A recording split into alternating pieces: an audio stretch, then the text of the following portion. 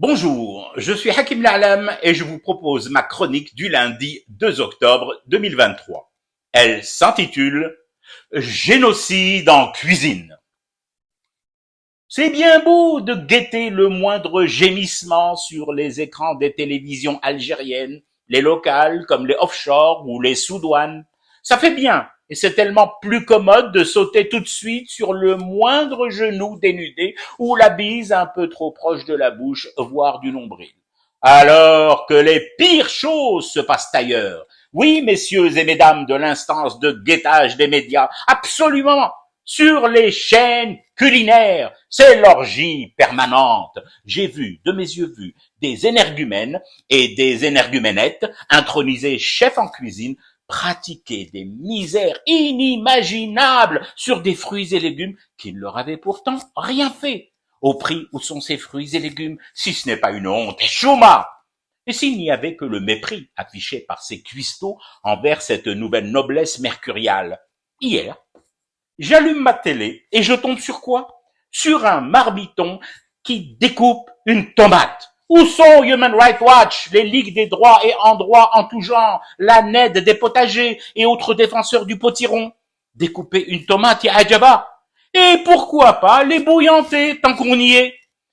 À peine cette pensée sordide m'ayant effleuré l'esprit que le ratatouille low cost en face de moi sur l'écran le fait.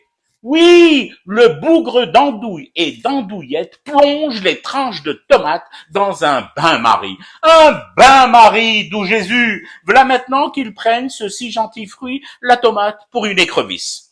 Plus atroce encore, cet autre chef, sur une chaîne concurrente de bouffetance, avec un large sourire tout en réajustant une toque 3 tailles trop grande pour sa petite tête, elle bourre son mixeur à grosses pales métalliques aiguisées de bananes. De pauvres bananes au préalable sauvagement débarrassées de leur peau, dénudées devant des milliers, voire des millions de témoins de ce viol et de cette exécution forcément publique. Au bout, oui, au bout, un carnage. Une bouillie qu'aucun médecin légiste ne saurait vous dire l'identité exacte et l'origine des malheureuses victimes.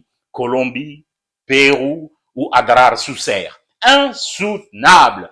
Et pendant ce temps-là, celui d'un vrai génocide jardinier, l'instance regarde ailleurs, sous les jupes et les pantalons, à glaner la moindre étreinte.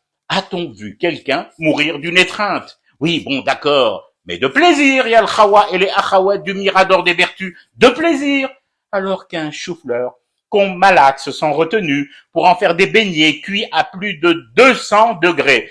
Vous pensez qu'il en éprouve, lui, du plaisir, le chou-fleur? Je fume du thé et je reste éveillé. Le cauchemar continue. C'était Hakim La'alam. Je vous retrouve demain pour une autre chronique et une autre façon de dire son amour à l'Algérie.